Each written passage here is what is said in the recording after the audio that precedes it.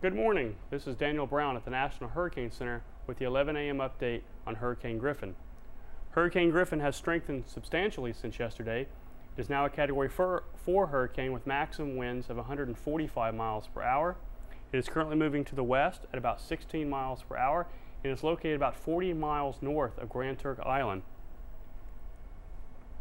The forecast track takes Griffin on a west-northwest track as it moves across the Bahama Islands during the next 24 to 48 hours. Thereafter, we're expecting more of a turn back to the west as it approaches the southeastern coast of Florida. And then after it moves near or over Florida, we're expecting a turn back to northwest as we get into late Sunday and Monday. As far as the watches and warnings, currently we have hurricane warnings up for the entire Bahama Island chain. We have now issued a hurricane watch for portions of the southeastern coast of Florida.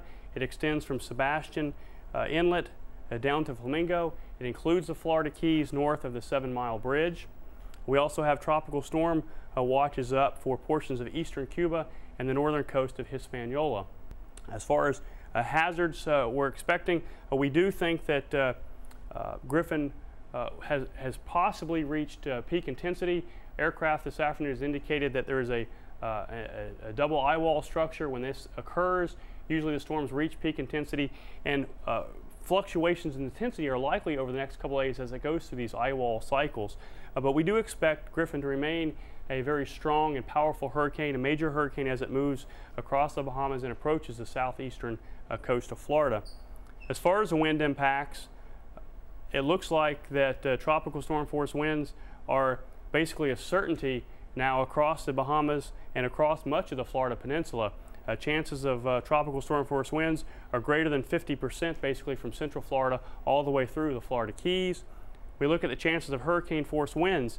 Even though that exact forecast track is across the extreme southern part of the Florida Peninsula, there is a significant threat of hurricane force winds now, about 5 to 10% across much of the southern half of the peninsula. It may not sound extremely high, but again, right now the chances are pretty equal, and 5 to 10% of hurricane force winds is actually pretty significant now, a couple days away. Other impacts we're expecting from the storm, we expect a dangerous storm surge of about 13 to 17 feet in the Bahamas, as well as heavy rainfall of 10 to 15 inches. This has been Daniel Brown from the National Hurricane Center with the 11 a.m. update on Hurricane Griffin.